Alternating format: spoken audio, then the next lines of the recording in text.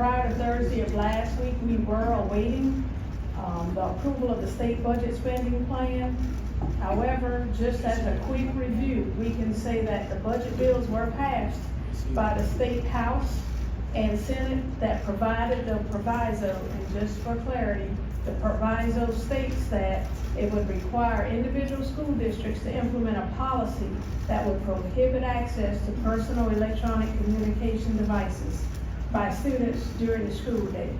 And just for clarification, again, there were two versions, the House version as well as the Senate version that were being debated.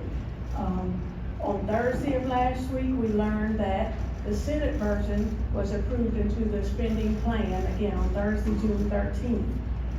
Being specific with that is still the same, however, it outlines during the school day versus during instructional hours. So at this time, this policy, or this proviso, is what has been shared. As far as Georgetown County School District is concerned, prior to the approval, we were already starting our homework. We had a policy review committee that met on Wednesday of last week. That committee consists of parents, students, support staff members, teachers, as well as administrators. The goals of that committee are to review and research Georgetown County School District as well as other districts within our state, the policies and procedures they have regarding cell phones, considering application of what consequences for violation of the policies that can be included into the code of conduct, as well as determining if it's an option for storage units. Specifically noted was the Yonder pouch, which is a brand of a pouch, as well as a wall hanging system.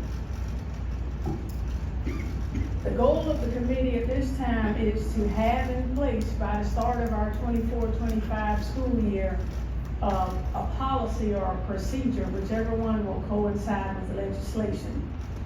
We had several terms that we needed to clarify within the proviso. However, after the passage of the Senate version, that's been condensed to being able to define access to, during the school day, personal electronic communication device, which could be several things besides a cell phone, Wi-Fi, downloaded apps, etc., as well as not authorized for classroom use by a student.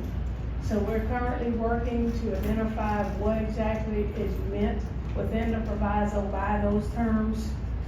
Our next meeting dates will be June 26th as well as July 10th. So in summary, just bringing you up to date, again, the Senate version, which is prohibiting access to personal electronic communication devices by students during the school day, is the version that was approved. It's important to note that it is a possibility that the policy will not be ready before the start of the school year. It's also unclear if this will go into effect at the start of the 24-25 year or after the year starts with the policy in place. So what we're asking as a committee and what we're proposing as a committee, that we continue with these meetings that we're having. We go ahead and have procedures in place at the start of the year and make slight modifications to coincide with the State Board of Education policy rather than implementing after the year has started. Also, go ahead and have consequences outlined in our code of conduct that align with the student's failure to comply. And lastly, we will be prepared to present this at the July 16th board meeting for your approval until the State Department's policy is provided.